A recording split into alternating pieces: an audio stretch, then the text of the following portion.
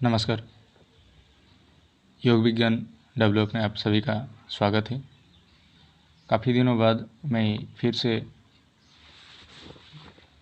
योग दर्शन शास्त्र प्रथम भाग जो आदि मुनीश्वर भाष्य है, शिव मुनि भाष्य का जो वृत्तियों के निरोध का उपाय जो है, इस शीर्षक के द्वितीय जो भाग यानी सेकंड पार्ट को मैं अभी लाया हूँ।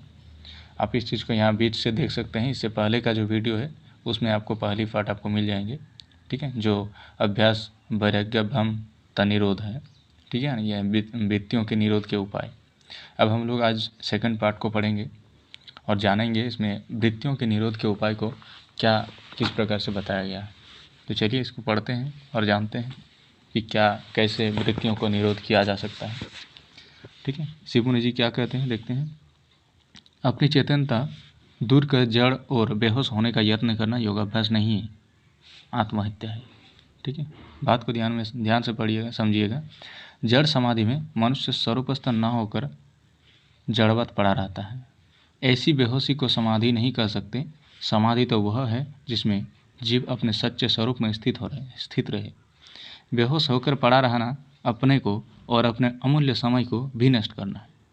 तुम्हारा सच्चा स्वरूप क्या है? तुम तमाम वृत्तियों को दूर करके और आत्मज्ञान की पुस्तकों का स्वाध्याय करते हुए अपने को निष्पक्ष बुद्धि द्वारा विचार करके जानोगे। बिना योग की सच्ची प्रणाली जाने तुम्हारी बुद्धि इस योग्य नहीं हो सकती कि तुम अपने स्वरूप का सच्चा ज्ञान प्राप्त कर स्वरूपस्थ हो सको।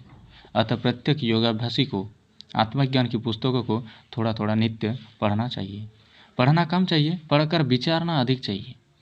आत्मज्ञान की पुस्तकें जब आप पढ़ेंगे तो पुस्तकें खुली रहेंगी और आत्मा उसके ज्ञान को सोचने और विचारने लगेगा।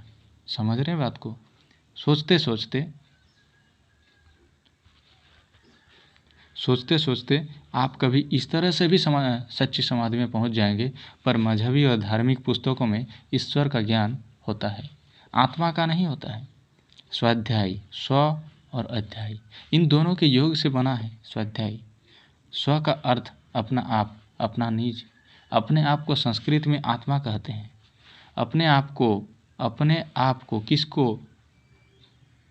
अपने आप को, बात को ध्यान से समझिएगा, यानी इसी स्व की बात कर रहे हैं, इसी अपना आप की बात कर रहे हैं। अपने आप को संस्कृत में क्या कहते हैं? आत्मा। समझिए बात को। स्व का अर्थ ईश्वर नहीं है, स्व का अर्थ है अपने आप।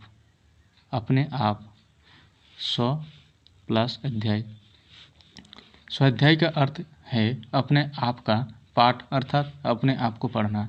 उसको पढ़ना, किसको पढ़ना? उस ज्ञान को पढ़ना जिसमें अपनी आत्मा का वर्णन हो, अपनी आत्मा का वर्णन हो, जिसमें यह बतलाया गया है कि यह हम, यह आत्मा, यह जीव, यह अपना आप और यह स्व क्या है, इसकी कितनी शक्ति है और यह स्वरूप से कैसा है। रामायण आदि तमाम धार्मिक पुस्तकों में ईश्वर का वर्णन है, आत्मा का नहीं। अतः मजहबी पुस्तकों का पढ़ना स्वाध्याय नहीं है। मजहबी पुस्तकों का पढ़ना स्वाध्याय नहीं है। योगियों को वेदांत सिद्धांत, ठीक है, योगियों को वेदांत सिद्धांत, सत्य, सुंदर और स्वतंत्र विचार, आत्मा बल, ज्ञान बल की कथाएं, सृष्टि विज्ञान शास्त्र, योग साधन और योग शास्त्र की बारी बारी से थोड़ा थोड़ा पाठ, थोड़ा थोड़ा बार बार और नित्य पढ़ना चाहिए। ये सारे आपको बता दूं, ये सारी पुस्तक है, ठीक है, और ये सारी पुस्तक शिव मुनि जी की ही पुस्तक है। अगर आपको चाहिए तो आप संपर्क कर सकते हैं हमारे जो सत्संग में जो उपस्थित होते हैं, या हमें भी मैसेज कर सकते हैं ताकि हम आपको ये सारी पुस्तकें उपलब्ध करा सकें।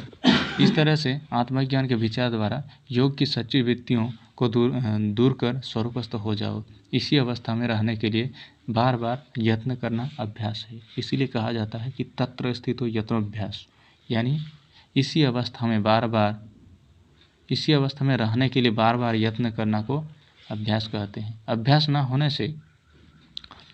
न होने से मन इस अवस्था को छोड़कर बार बार रूपादि मतलब समझ रहे हैं? रूप आदि मतलब बहुत सारे रूपों, रूपादि विषयों, मजहबी कृत्यों और मजहबी सिद्धांतों की ओर भागेगा। अब ऐसे भागते हुए मन को पकड़कर बार बार अपने स्वरूप में ही स्थित रहने का यत्न करना ही अभ्यास है। ठीक है, तो आशा करता हूँ आप इस आज के पाठ को अच्छी तरह से समझ गए होंगे। वृत्तियों के निरोध कैसे किया जा सकता है, आपका वृत्ति कौन कौन सा है। आपका वृत्ति है जैसे आपने मतलब जितने भी आपका जो इंद्रिय है ना, ज्ञान इंद्रिय, जैसे चक्षु, कर्ण, नाक, जिह्वा और त्वक, जैसे आँख से देख रहे हैं तो ये देखना ये वृत्ति है।